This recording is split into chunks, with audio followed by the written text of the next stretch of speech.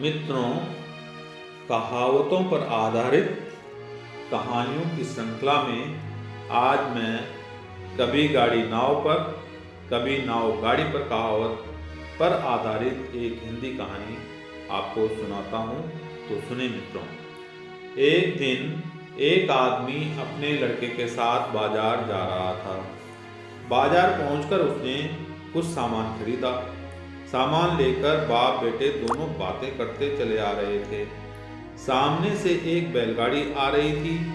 जब पास गई तो बाप बेटे से बोला, देखो बेटे, गाड़ी पर नाव जा रही है। देखकर बालक खुश हुआ, लेकिन अचानक ही उसे कुछ याद हो आया। उसने पिता से कहने लगा, पिताजी, नाव गाड़ी पर क्यों जा रही है? या तो पानी में चलती है। उसके पिता ने कहा, तुम ठीक कहते हो। देखो बेटे, नाव को बढ़ई बनाते हैं। नाव पानी पर चलती है, सड़क पर तो चलती नहीं। इसलिए गाड़ी नाव को पानी तक ले जा रही है। जब नाव पानी तक पहुंचा दी जाएगी तो पानी में चलने लगेगी। अच्छा पापा, बालक ने कहा और बातें करते अपने घर चले गए। एक बार ये दोनों बाप बेटे परिवार के साथ रिश्तेदारी में जा रहे थे। गांव नदी के उस पार था, इसलिए गांव को जाते समय नाव में बैठकर नदी पार करनी पड़ी। जब वे रिश्तेदारी से वापस आ रहे थे तो फिर उसी नदी को पार करने का अवसर आया। जब उनकी नाव बीच नदी में पहुंची तो सामने से एक नाव आते देखकर बालक चिल्ला उठा, देखो पिताजी, वो बड़ी नाव आ रही है। जब नाव करीब आई तो वह बोला, पिताजी, उस दिन बाजार में नाव गाड़ी पर थी और आज गाड़ी नाव पर है। वह आश्चर्य में पड़ गया। उसके पिता ने उससे कहा, इसमें आश्चर्य करने की क्या बात है? मैंने उस दिन बताया था कि नाव पानी पर चलती है, सड़क पर नहीं। इसी प्रकार गाड़ी सड़क पर चलती है, पानी पर नहीं चल सकती है। इसलिए गाड़ी उस पार सड़क तक पहुंचने के लिए नाव पर बैठकर नदी पार कर रही है। यह तो बेटे समय की बात है। आज गाड़ी नाव पर जा रही है। उस नाव में और भी लोग बैठे थे जो उन दोनों की बातें सुन रहे थे। उनमें से एक ने कहा, यह तो ऐसी बात हो गई बच्चों, कभी गाड़ी नाव पर, कभी नाव गाड़ी पर। और मित्रों, अब एक दूसरी कहावत, चमड़ी जाए दमड़ी न जाए, इस पर आधारित एक छोटी सी कहानी मैं आपको सुनाता हूँ। तो सुने मित्रों। एक नगर में एक सेठ था। वह अपनी कंजूसी के लिए नगर में प्रसिद्ध था। ना वह किसी को भिक्षा देता था और ना किसी को दान दक्षिणा। उसके अपार संपत्ति थी, लेकिन था वो निसंतान। तमाम लोग उससे कहते थे कि तुम ये करो, तुम्हें पुत्र की प्राप्ति होगी, लेकिन वह इन बातों में विश्वास नहीं करता था। उसकी पत्नी हमेशा इसी बात पर उससे लड़ाई करती थी। एक बार उसकी पत्नी ने कहा, चलो तुम किसी की बात मत मानो, लेकिन एक काम तो कर ही सकते हो, गंगा स्नान कराओ। इस बात को तुम भी मानते हो कि गंगा के जल में स्नान करने से चर्म रोग समाप्त हो जाते हैं? सेठ बोला, हाँ, यह तो हम मानते हैं। गंगा स्नान करने में कोई परेशानी नहीं, कर सकते हैं, लेकिन और कुछ होना हवाना नहीं है। उसकी पत्नी बोली, चलो ठीक है, किसी दिन गंगा स्नान कराओ। यदि कुछ हमारे भाग्य में होगा तो हो जाएगा, नहीं तो गंगा स्नान तो हो ही जाएगा। एक दिन वह गंगा स्नान के बहाने हरिद्वार घूमने गया। पहले दिन उसने गंगा के घाटों को, स्नान करती भीड़ को और लोगों को थकते पंडों को देखा। दूर दूर तक फैले पर्वतों से युक्त प्रकृति के दृश्यों को देखता रहा। दूसरे दिन उसने गंगा स्नान किया और चल दिया। कुछ ही कदम चला था कि एक साधु सेठ के सामने आकर रुक गया और बोला, सज्जन पुरुष, तेरा विशाल मस्तिष्क है। ये मस्तिष्क कह रहा है कि तुम यशस्वी और धनवान हो। तेरा यश दूर दूर तक फैलेगा। कुछ दान कर दे, तेरा भला होगा। सेठ ने देखा कि यह साधन साधु नहीं है। इसके चेहरे पर तेज है, इसकी आंखों में आकर्षण है। सेठ उसकी ओर खिंचता सा महसूस करने लगा। उसने अपने ऊपर काबू रखते हुए कहा, महाराज, जो आप कह रहे हैं ठीक कह रहे हैं, पर मेरे पास देने के लिए कुछ भी नहीं है। इतना कहने के बाद सेठ जैसे ही चलने लगा, साधु ने रोककर कहा, बच्चे, जो तेरी इच्छा हो दे दे, इतना तो अवश्य ही है तेरे पास। सेठ ने फिर कहा, महाराज, मेरे पास तो कुछ भी नहीं है। साधु बोला, 1 रुपया तो होगा बच्चा, 1 रुपया ही दे दे। सेठ बोला, आप 1 रुपये की बात कर रहे हैं, मेरे पास तो 1 धिल्ला भी नहीं है।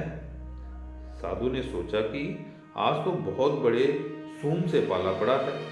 यह सोचते हुए साधु बोला, ठीक है, धिल्ला नहीं है तो दमड़ी ही दे दे,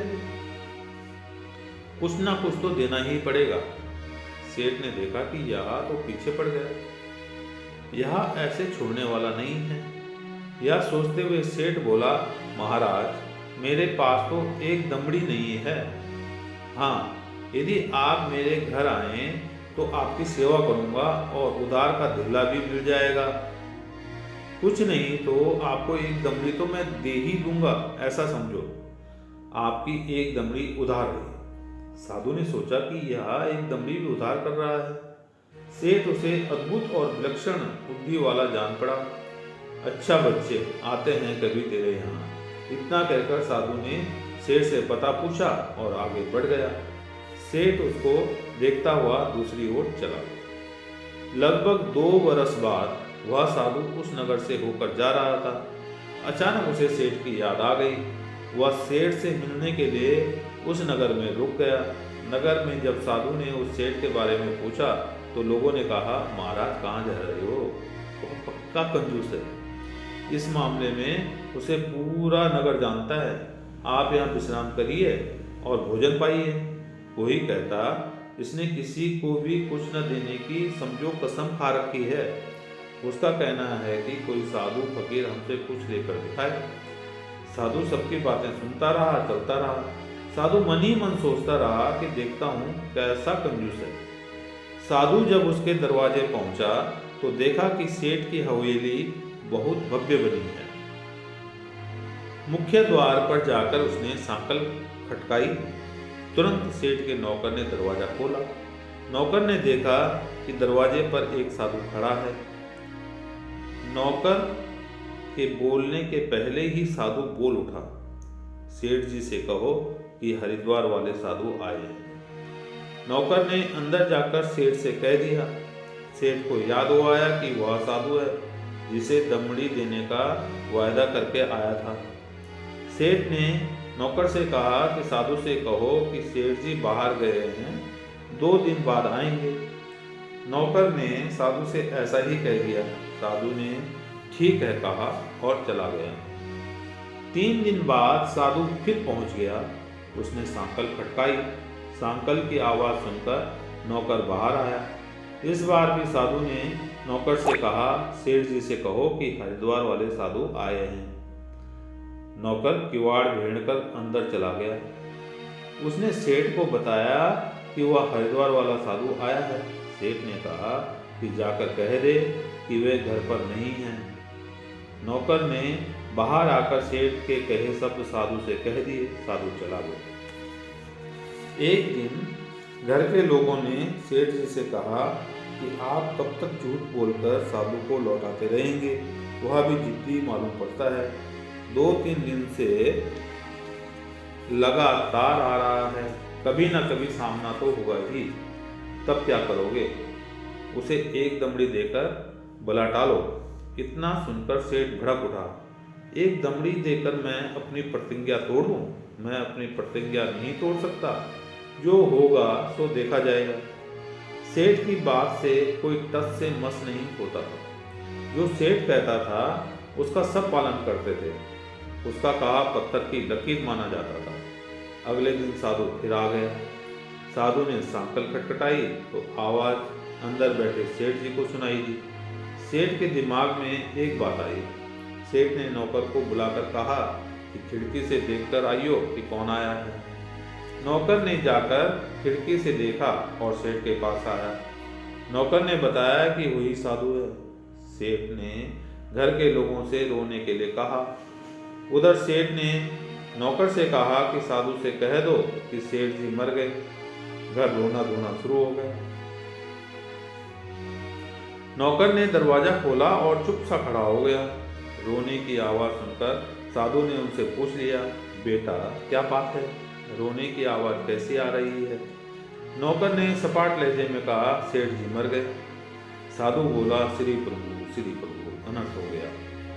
नौकर ने साधु की बात सुनकर दरवाजा बंद किया और अंदर चला गया। सेठ ने आधा घंटे बाद फिर भेजा। लोगों ने रोना बंद कर दिया। नौकर ने दरवाजा खोला तो साधु वहीं बैठा था। नौकर ने पूछा, महाराज आप गए नहीं?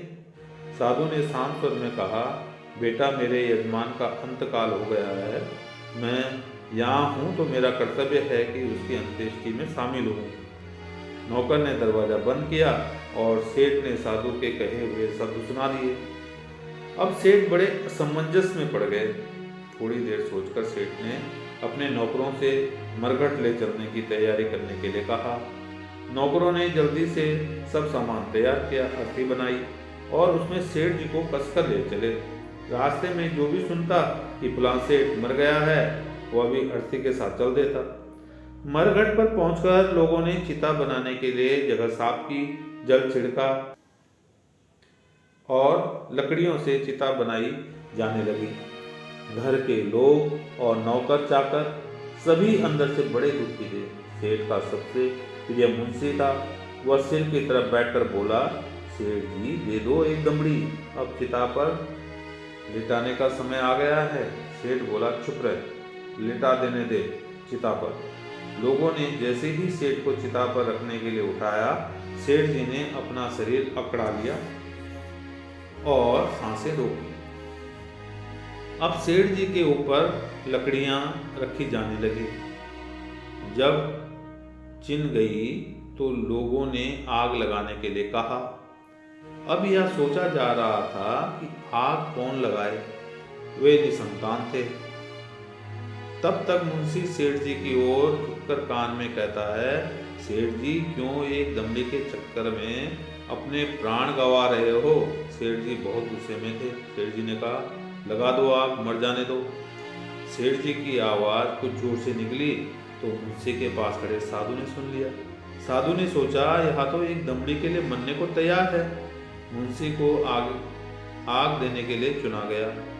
मुंशी रोते हुए जैसे ही चिता में आग लगाने वाला था, साधु ने मुंशी के हाथों से आग से जलता खून छीनकर दूसरी ओर फेंक दिया और कहा, बच्चे उठ बैठो, मैं तेरी कंजूसी भावना से बहुत प्रसन्न हुआ। जो चाहो मुझसे आशीर्वाद मांग लो। सेठ तुरंत उठकर खड़े हो गए। चिता की लकड़ियां इधर उधर गिर गई। सेठ ने हाथ जोड़ते हुए कहा, भगवान मुझे कुछ नहीं चाहिए, यदि आप कर सकते हैं तो दमड़ी माफ कर दो। यह दृश्य देखकर वहां मौजूद लोग सन्न रह गए। उन्हीं में से किसी ने कह दिया, चमड़ी जाए दमड़ी ना जाए। तो मित्रों, ये कहावतों पर आधारित 2 कहानियाँ आपने सुनी। अगर मेरी ये 2 कहानियाँ आपको पसंद आई हैं तो कृपा करके मेरे चैनल आशा डिजिटल क्रिएशंस को सब्सक्राइब कीजिए। धन्यवाद।